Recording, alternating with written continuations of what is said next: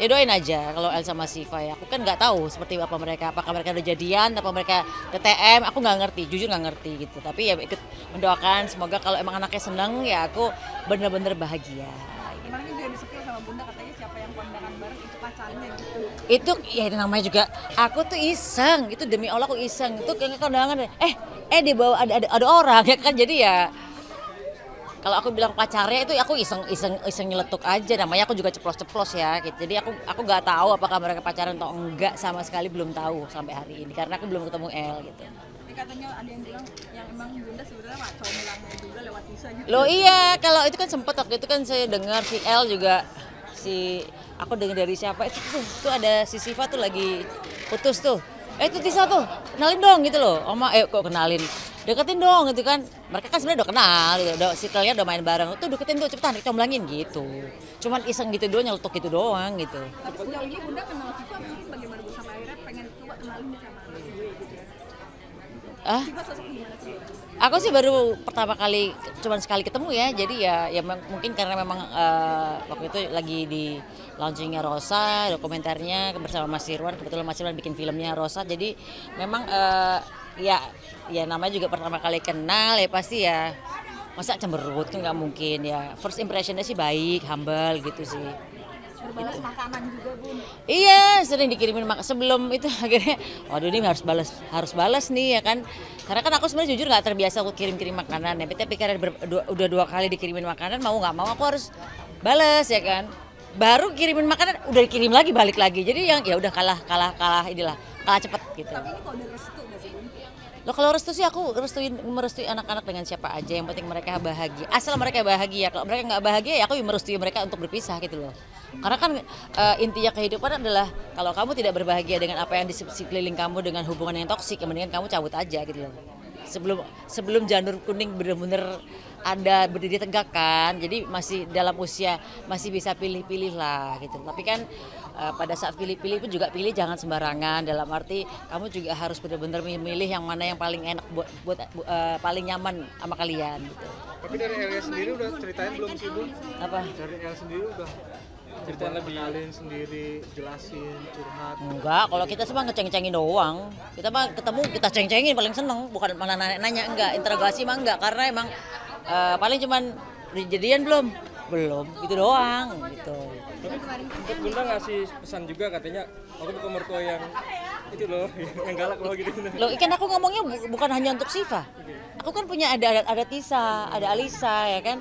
Jadi dan aku bilang bahwa misalnya anakku dengan siapapun itu aku ngomong bahwa tenang aja.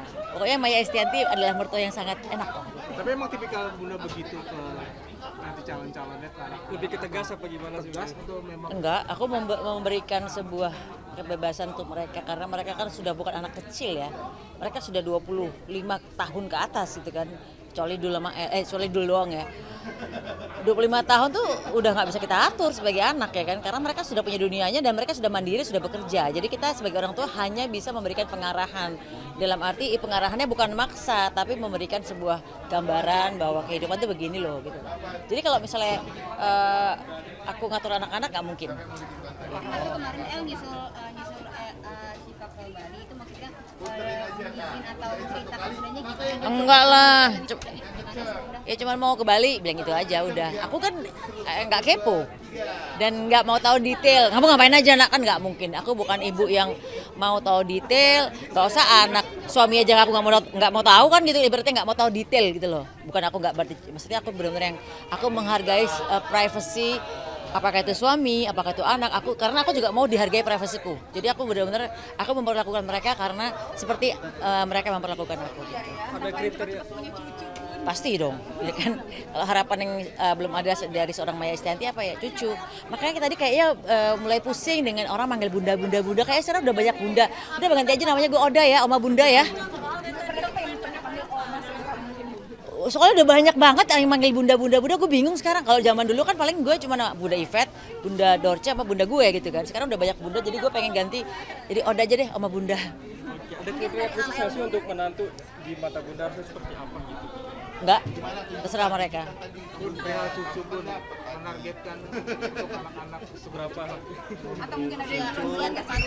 Atau bagaimana sih? Enggak. Katanya bapaknya minta barengan bertiga. Bapaknya suruh bayarin, nggak apa-apa. Kalau bertiga rasanya kan aneh ya, karena kan itu ada 3 keluarga yang nggak bisa digabung jadi satu gitu kan ya. Tapi kalau mau bertiga ya silakan aja. Walaupun secara mitos ya kan, aku pernah mengalami gitu loh, bahwa aku menikah bersama kakakku barengan tahunnya bercerai dua-duanya. Jadi ya ada traumatik di situ. Tapi kalau mereka mau menikah barengan ya kenapa tidak gitu kan. Tapi ya sekali lagi kadang-kadang ada kita serahkan lagi ke Allah ya kan. Kita nggak bisa memaksakan tiga-tiganya nikah bareng. Hei, kita pikir anak itu barang ya kan, disuruh-suruh, dipaksa-paksa bisa nggak bisa. Tapi kan benar-benar yang anak-anak terserah mau nikahnya siapa-siapa duluan. Bun, tapi Siapa kita yang ngomong ke anak-anak belum sih Bun? Ayo nikah, pengen punya cucu nih, gitu-gitu. Oh enggak. Aku enggak pengen, ayo nikah pengen cuma punya cucu. Enggak. Karena buat aku pernikahan itu adalah waktunya Allah, bukan waktu aku. Percuma kita paksa anak-anak kalau memang belum waktunya. Percuma kita bilang, Maya harus begini-begini. Kalau misalnya itu anak-anak maksa aku, ayo bunda nikah aja. Lah menurut lo jodoh masih dari siapa? Dari Allah kan gitu. Jadi membatasin usianya nggak sih? Anak-anak targetnya, iya, jadi dia maunya mentoknya umur berapa kan? Terserah anak-anak sih. Aku nggak batasin karena sekali lagi jodoh itu urusannya Allah, bukan urusan manusia. Gue ngeliat kesiapan mungkin dari tiga-tiga ini kan udah pada punya pasangan. Ada yang pacarannya lama, ada yang juga suka banget pasangan gitu. Udah ngeliat mungkin siapa duluan? Kalau sifat dulu aku nggak ngerti ya. Cuman kalau secara umur mestinya Al Ghazali duluan ya. Tapi kita nggak tahu kalau ternyata besok El Rumi, gue siap nikah besok, ya silakan. Atau Dulu Jailani ternyata bilang gue siap nikah besok, ya silakan. Aku sih nggak akan tidak melarang mereka siapa duluan. Toh mereka anak laki-laki yang dilangkah-langkahin juga mereka nggak terlalu ambil pusing kok gitu loh. Kita ya memang orang Jawa, tapi kadang-kadang kalau masalah cowok dilangkah-langkahin namanya juga cowok ya kan. Kecuali cewek agak-agak gimana gitu kan. Tapi kan cewek juga nggak apa-apa juga dilangkahin. Aku dulu juga nikah sama bapaknya anak-anak juga dilangkahin kok, ngelangkahin kakakku gitu kan. Jadi memang ada penerapan seperti itu ya Bun, ke anak-anak untuk harus dulu. Oh enggak. Karena sekali lagi aku percaya bahwa pernikahan itu jodoh itu waktunya Allah, bukan waktu aku. Gitu. Tapi ngeliat anak-anak sudah menemukan jodohnya masing-masing, agak ada rasa lega nggak Bun, tinggal 1 langkah lagi nih gitu. Kan udah berpasangan semua nih Bun. Ya. Tinggal pernikahan acaranya nih secara anak nih. Nah, itu Ya paling siap-siapin tabungan buat mereka nikah lah, buat acara-acara.